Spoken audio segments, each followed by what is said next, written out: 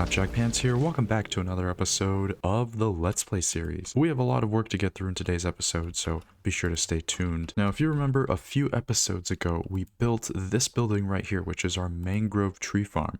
And the reason I said that we needed to build this was that I had a big project plan that needed a lot of mangrove. And you know, today, months later, I think it's about time we get started with that project. Across our canal here, I have a spot right here that's the same size as our castle for another similarly grand structure, and that is going to be our museum. All over our world we have tons of little artifacts and trinkets like the dragon egg, our first wooden pickaxe, that are stored in random chests pretty much all over the place. And so I felt like it would only be appropriate to have a central place where we can store all of these artifacts. But this project is going to be seriously expensive. This much stripped mangrove log is not even close to cutting it. So as soon as I'm done gathering resources, let's touch base again and get started.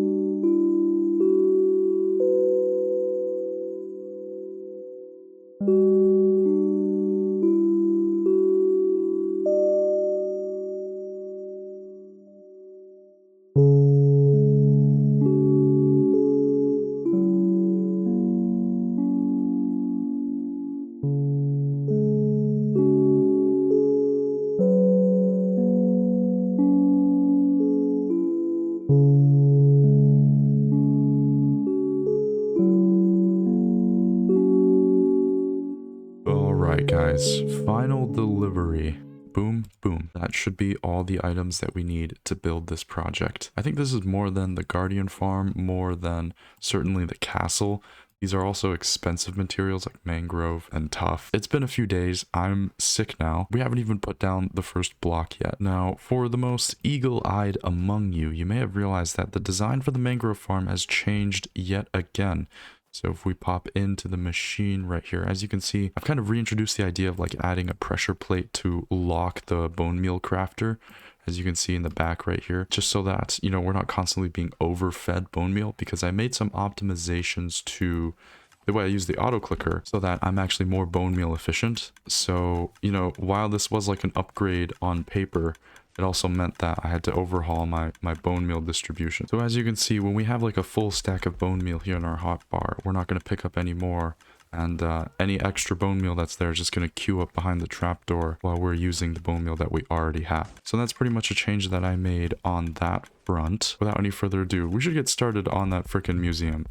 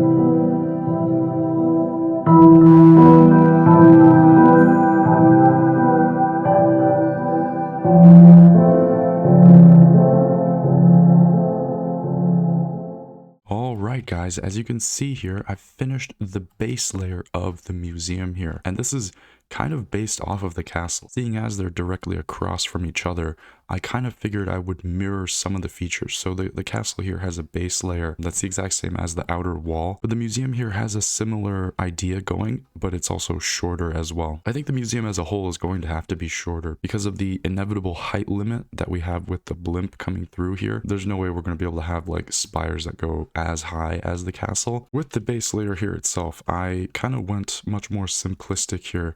On the insides, I just have some moss that's overgrowing a little bit. But on the outside, I tried to put a little bit more detail in some places. Like we have vines growing here made up of moss and green stained glass. And there's also some sections where like the paint is like peeling slightly. So it's revealing like the red mortar that's behind everything. And the glass pane here helps to kind of smooth the transition here between the red concrete and the mangrove. I did a much larger section of it here as well, where it's just only glass. And I think this actually works very well from like medium distances. It's only when you're like right up here that yeah, you get like that overhang and it's not great. Overall, I think the entire design of the museum so far really reminds me of the Forbidden City in Tiananmen Square. Anyways, I think we should get started with the rest of the building, the actual main meat and potatoes section above the foundations that we've started. So without any further ado, let's crack on.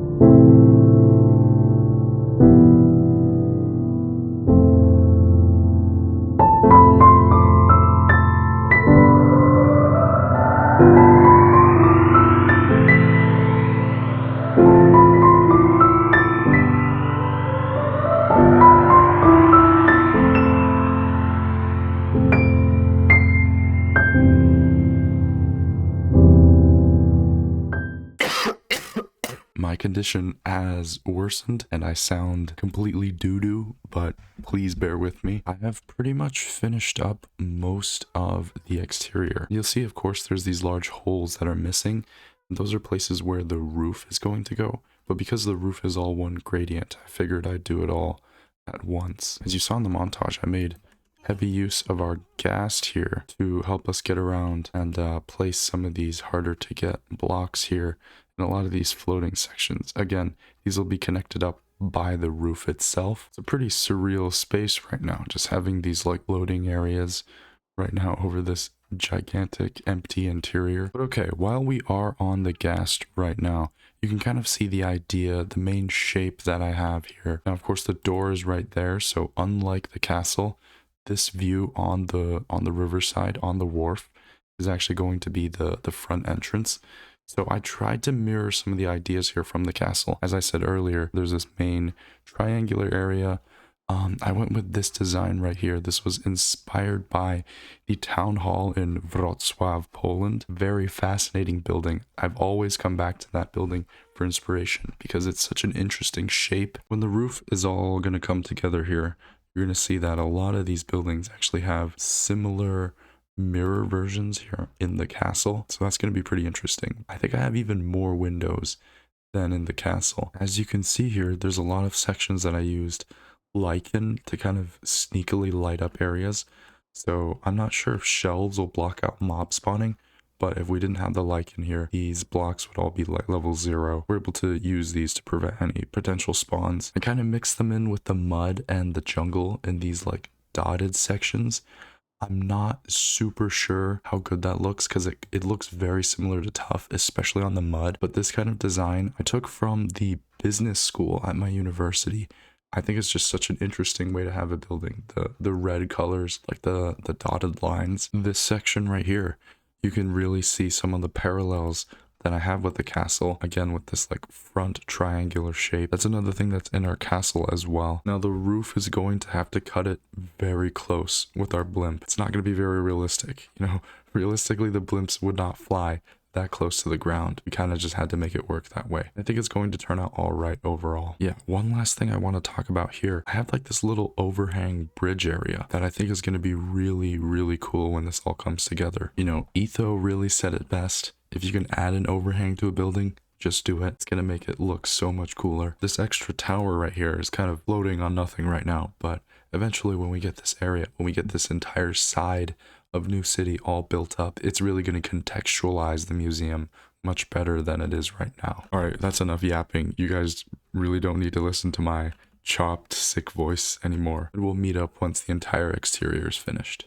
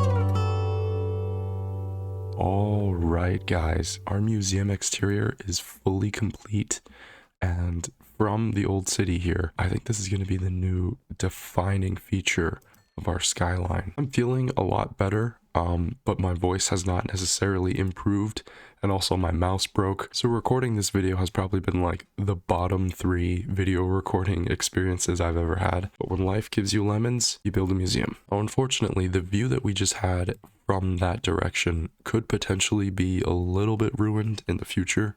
Once we finish building the wall around the entire new city, then we might not be able to see as much of the castle.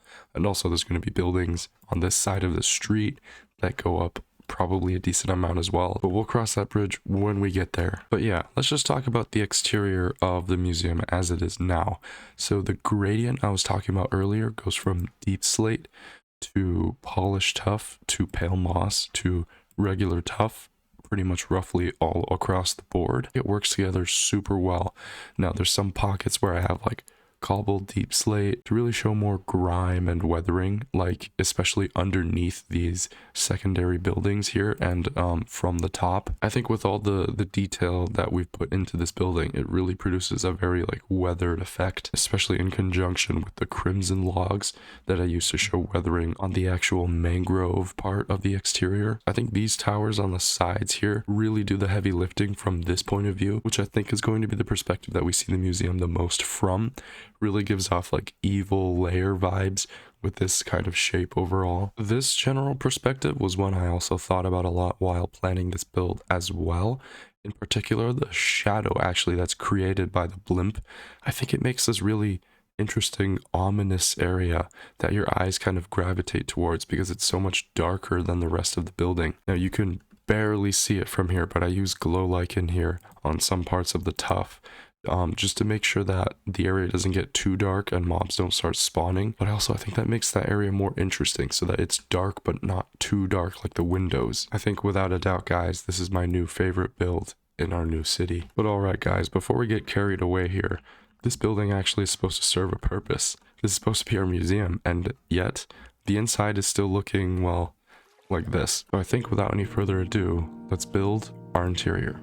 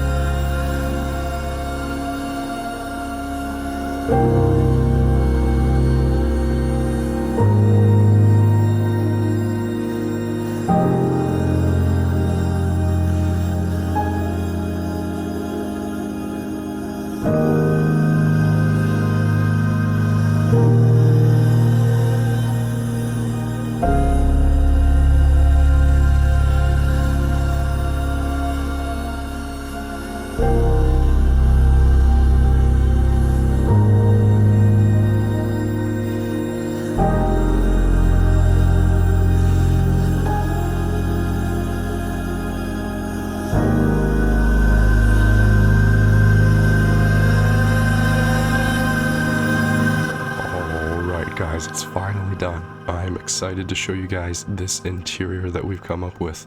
So first we have this little holding area, and then bam, isn't that something? I'm really usually not much of an interior kind of guy, but I really tried to go all out today with the museum interior and really try to detail in ways that I wouldn't normally do. In particular, I've used a ton of fence gates.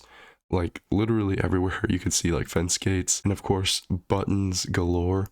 I think it's just, especially this top area is just so detailed. Let's first talk about the bottom section here. This bottom layer is much more on the simpler side, and the reason for that is each of these sections here, we're actually going to have a museum exhibit. We can have like an item frame here with our pickaxe, and then some like big decorations here on the wall, and then we can have like signs here explaining the context of what the exhibit is. So just because we need a lot of space for that, I kind of wanted to leave this bottom section much more blank. But yeah, there's two layers. So the top layer here, there's this kind of bat.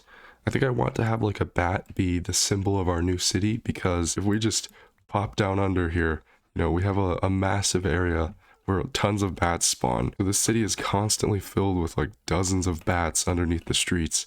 So I thought that was kind of funny, and we could have bats be like a symbol of that. In the past, when building stuff like this, I would fall into the trap of kind of using block vomit, almost a little bit too many different types of blocks on flat walls like this. But I think just alternating between layers, like I've done here, cut sandstone and regular sandstone, I think it's a big difference. It really allows your eyes to focus on whatever is the actual exhibit rather than the excess amount of details in texturing or whatever. Now, as you can see across the board here, we have these ornaments on which, whoops, these candles are laying. Oh, no, that's upside down. But yeah, this is our main source of lighting for the floor so that mobs don't spawn. And then also, every once in a while, yep, I have a redstone torch as well, which is just bright enough to cancel out a lot of the mob spawning spots, but it's not too bright, so it looks like the floor is like oddly illuminated. Although I guess there is still kind of that effect,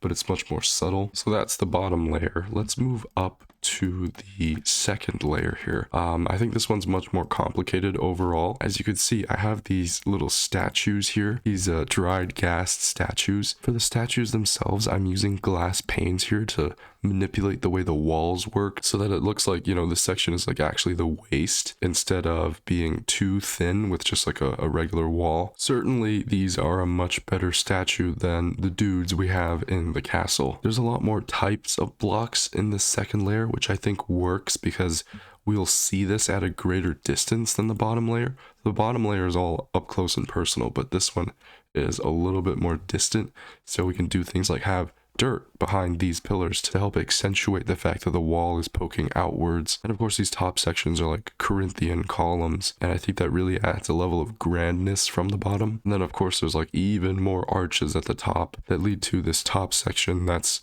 mostly for the sake of lighting, but it also puts some distance between everything and the ceiling. I think the main heavy lifting of this entire build is done by these like lighting fixtures, both the ones that sit on the anvils and the ones that are hanging. I think these provide like most of the detail, really gravitate your eyes towards them. I also used hanging signs here, which is not a block that I've ever used before, and I think it works really well in this context, helping to provide some distance from the green glazed terracotta and the rest of the second layer. Now even the ceiling, I have some tricks here, like using fence gates to kind of add a little bit more detail to these like birch supporting areas. And of course there's these massive spindly chandeliers. I'm not very good with chandeliers in the slightest. I think it looks a little bit too spider-like from both the top and the bottom, but looking at it straight up like this, I think it's great. And as you saw in the montage, we have one last feature to talk about, and that's this door here, which leads us to an elevator. This is the same kind of elevator that's in our mining house in the new city, and it just brings us up to this tower right here where we have Herobrine summoning. Right here I want to put the dragon egg. This is an authentic Herobrine summoning. Like, there's even the moss underneath. But I guess that brings us to the next thing that we have to do, and that is actually move in all of our artifacts.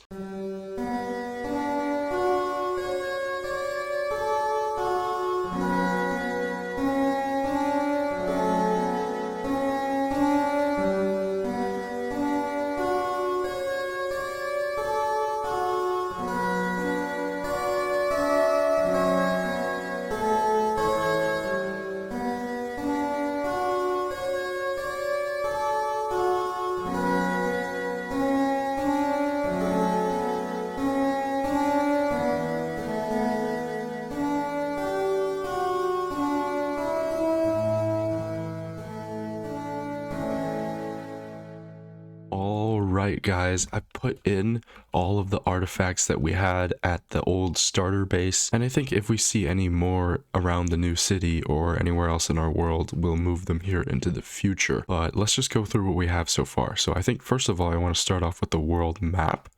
I want to start taking one of these every world tour, but just for the sake of finishing this building, I wanted to have one of these here. Now, the way that this map is laid out, it's kind of weird. I'm spilling over into this pillar space a little bit. This is already a 2-to-1 scale of our entire kingdom here. And even then, you know, there's just not enough room for everything, but it has most of the important points, like New City, it has our Guardian Farm, it has Old City, it has the flower field, it has a starter base, it even has the southern mansion here all the way down here. Now in the process of taking all of this map information, I've actually learned some things about our world that I didn't know before, like how in the new terrain generation, because I trimmed out a lot of chunks, A lot of area that was previously forest up there has become a lake, and that happened here with this giant lake here. This was all at one point forest, but I knew about that.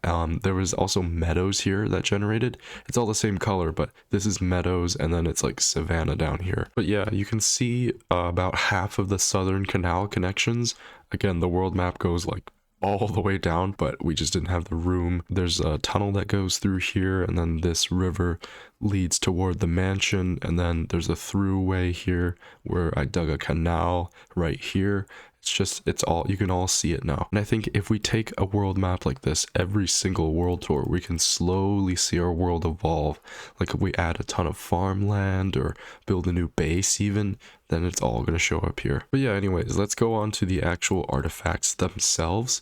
So these right here are the earliest mining implements in our world. In particular, this pickaxe is literally the first wooden pickaxe in our world ever. So very special items here. In general, for all of these, I just kind of put some random blocks here that kind of fit the theme of the exhibit. These aren't actually part of the exhibit. They're not old blocks, but I just figured it would be better than just leaving this blank mostly. This right here is a shulker box of items that I got digging out our spawner all the way at our old starter base. This is like a snapshot of the material culture we were in. It has everything from the mossy cobble to all the stone, cobblestone, etc. So this is a very special shulker box of items. These are all basically some more ancient tools. These are like shovels and axes. This is some fishing stuff. These bowls I named Sister's Bowls because when I was teaching my little sister to play the game, we did a little fishing and we fished up some bowls, which I named in an anvil, and so I still had those, and so that's kind of awesome that we have them here. Here's some trading material. I had saved a weakness potion and some golden apples from curing villagers in the old city, and then of course from our villager breeder that magically converted to beetroot, I took some beetroots from there. There is an ancient hoe right here. Here is our first sword and shield. And then right here, bow 1 and 3, bow 2 broke. I think we might still be on bow 4. I made like 27 bows in the hopes that eventually I'd use all of them up. But I think, no, we're on bow 5. Okay, bow 4 must have broke then. In my starter base, I used to have a wither skeleton skull that was sitting on a nightstand. So I brought that over here too, because I think this is our first wither skeleton skull. Although I'm not positive, I'm pretty sure that it is. Also, another thing that I'd like to say here, I added these 4 armor stands in these like filler areas here. These are like little areas that were too small to become their own arch, but also kind of too big to just leave blank. So I put these armor sets here. I'm not super sure if I'll keep these around because this is a little distracting, but this is just junk armor from when we used to do end city raiding. Last but certainly not least though, we have our exhibit at the top of the elevator. That is, of course, the dragon egg. And so it just says that right there, dragon egg, circa 2020. This is probably the most valuable thing in the museum, and I don't know if we'll ever move it again. But all right, guys, that brings us to the comment of the day. This one is from Blake Mollett, and they say, I hope you continue this content. It reminds me of the older style of videos with modern knowledge and skill. It's a nice change of pace from the hardcore videos with crazy builds. It feels fake when this feels genuine. It's dope. Thank you so much, Blake. I think I would agree. When I first started making these videos, I was inspired mainly by this trend of alpha and beta Minecraft players making world tours of their worlds. And so I was thinking, you know, I don't have a beta world or like an alpha world or something, but I do have a modern Minecraft world. I could do a world tour of that. I was bad with the microphone. I didn't know how to present myself very clearly. I still don't, but I'm learning. But I put myself out there, and then that's just kind of how this series started. You know, one thing led to another, and here we are, 28 episodes later. I would say my biggest gripe with the kind of hardcore style videos that you touched on was kind of their lack of authenticity. The internet as a whole is starving for authenticity right now. I'm gonna buy some redstone from villagers. Ooh, there's some mushrooms here. Recently, I watched this interview with a bunch of YouTubers, among them being Mog Swamp, and he brought up the point that, you know, these hardcore creators most of them still do love what they're doing. You know, it's not cynically only for the money as a lot of people suggest. The way I seem to view it is some people prioritize the success part and they enjoy that more than the game itself. I don't look at things that way. You know, if I didn't have this YouTube channel, then I'd be posting to r/Minecraft. I'd be posting to the bakery server on Discord. I'd be doing these things instead. This is just my medium through which I express my creations in the game, which I would be making anyways. And so I think really viewing it that way, kind of embracing the process of creating rather than the end goal of getting X amount of subscribers, making X amount of money. I think that's kind of been how I've approached it. And, you know, it's been a slow process. If I had focused on like retention and this and that from day one, you know, I could probably be 10 times, 1,000 times bigger. You know, like it's hard to say, but you know, you've seen people start from zero and instantly reach the top by min-maxing the algorithm.